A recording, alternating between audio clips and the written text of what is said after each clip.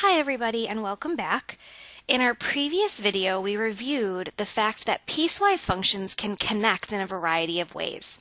And just looking at the y value of the function is not sufficient in order to describe the behavior of the function around that x value. So these are three of the pictures we saw in our previous video. Even though each of the graphs looks very different, in each case f of 2 was equal to 4. Although that is useful information, this function value does not tell us anything about the behavior of the function around that x value. What you'll notice here is that there are three very different types of connections.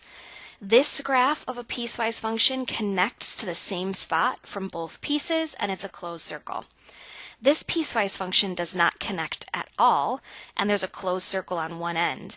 And this piecewise function connects, but there's an open circle, and there's a third point or a third place on the graph. What we're going to do now is look at a better way of describing these behaviors with more technical language than just saying here's where the y value, here's where the closed circle would be. So, let's start by defining what's called a limit. A limit is one of the foundational ideas in calculus. It gives us something to build off of. Here's what a limit does. The limit of a function describes the behavior of the function close to a particular value of x. It does not necessarily give the value of y. Now this is important because we know that just looking at the value of y is not sufficient. So this is a way of looking at behaviors, not specific y values. Here's the notation we use. We write limit, which we abbreviate lim, as x approaches c, where c is some x value of f of x equals your limit value, your L. In this notation, here's what we say. This value right here tells us the x value to focus on. We usually call it approach. And L here describes the y value we are approaching.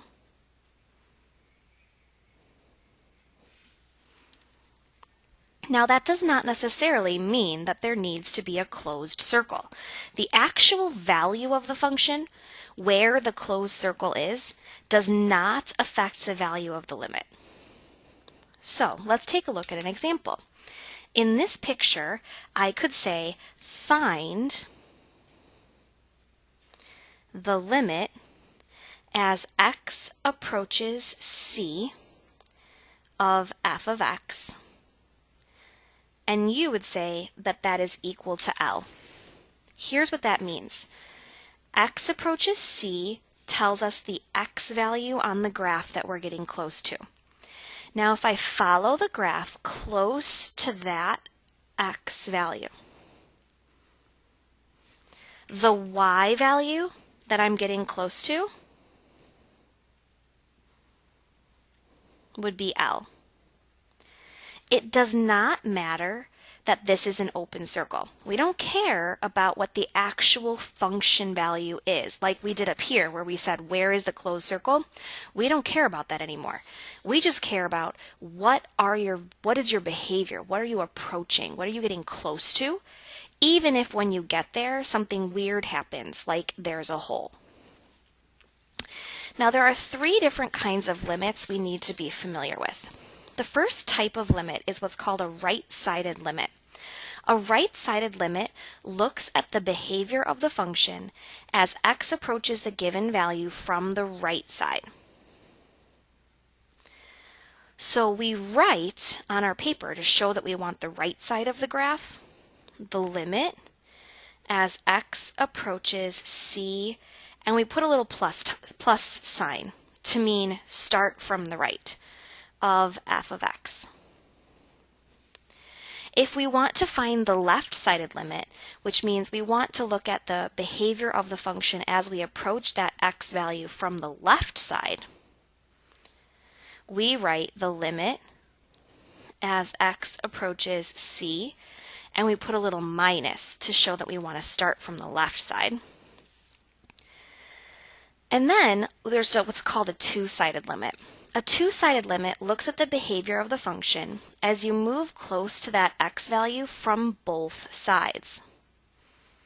Now, a two-sided limit can only exist if the limit as x approaches c from the right gives you the same number as the limit as x approaches c from the left.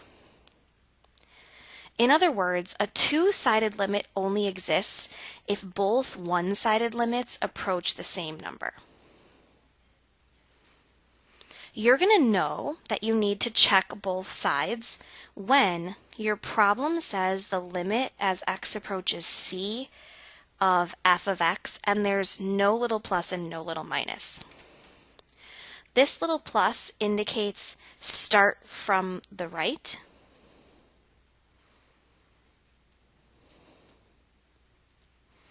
This little minus indicates start from the left.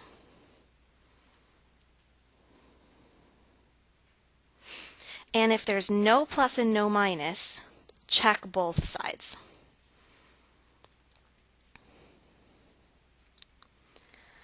So what we're going to practice now is just looking at some graphs, finding some limits. Now remember, a limit is just saying what y value are you getting close to. So in this problem it says the limit as x approaches 2, so that's your x value, from the left. So here's how I do this. I find the number 2, and I start a little bit to the left of there. So start from the left. If I slide closer to that point from the left side, the y value that I'm getting closer to is 4. Now, let's say I want the same x value. But because of the little plus sign, I want to start slightly to the right side of that number and slide closer. My y value that I'm getting closer to is still 4. Which means if I say, what is the limit as x approaches 2, which means I need to check the two sides to see if they match, since the 4 is the same as the 4, this would be 4.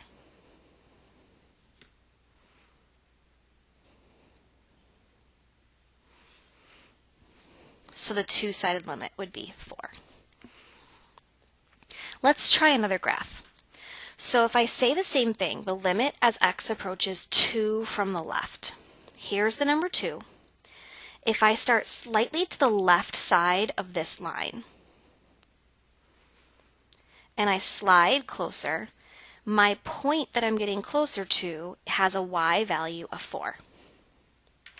If I start from the right side of the number 2, the point that I'm getting closer to has a y value of 5. Since these two values are different values,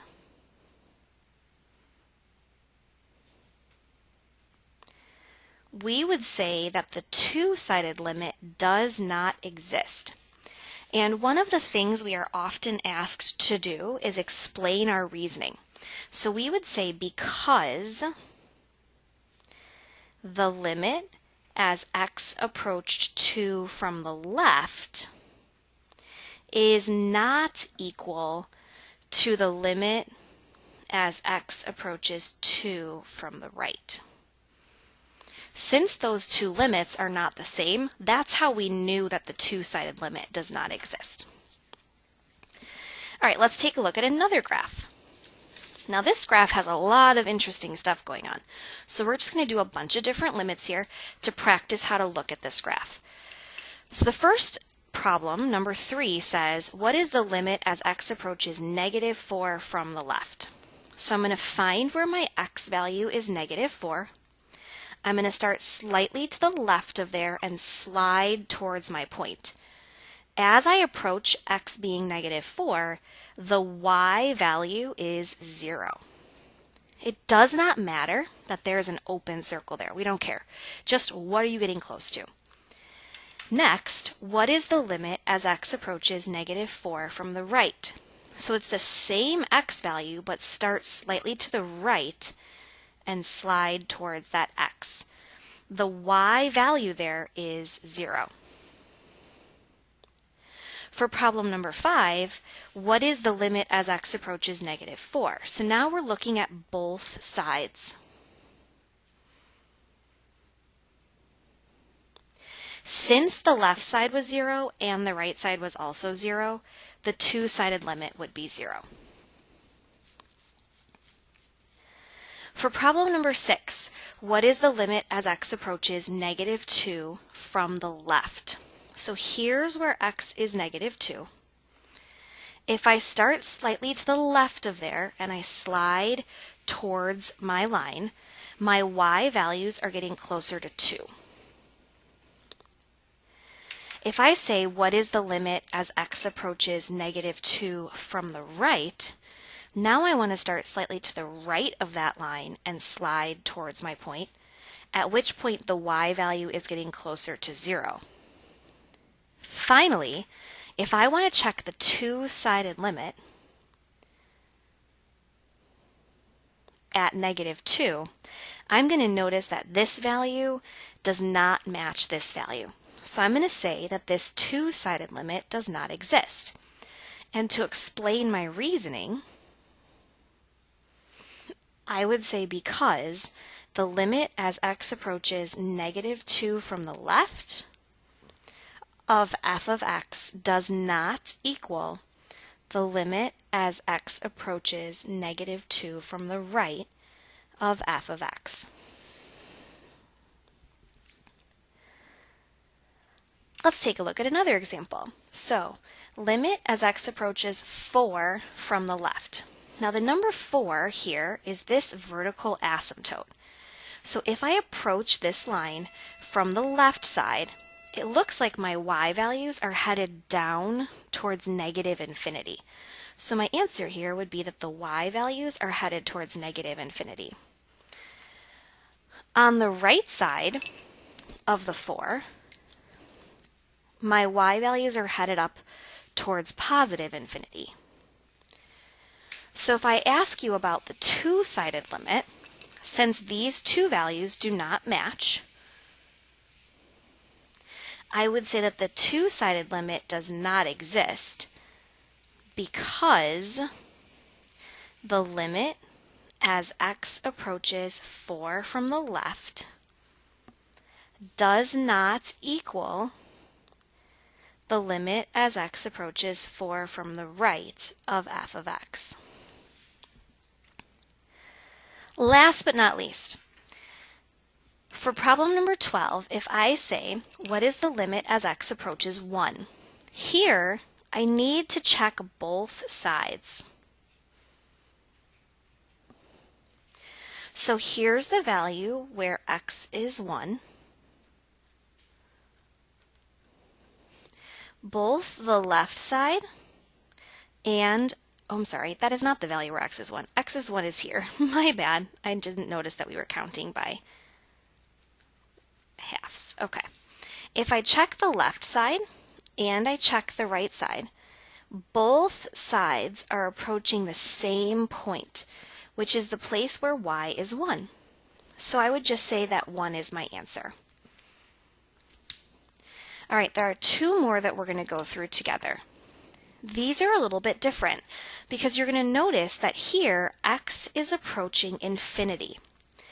On the x-axis, the positive infinity would be all the way on this side, and the negative infinity would be on this side. You have to use your imagination a little bit, because even though infinity would be this side, it would be really, really far to this side. So we have to imagine what's happening to these y values as we go this way really far.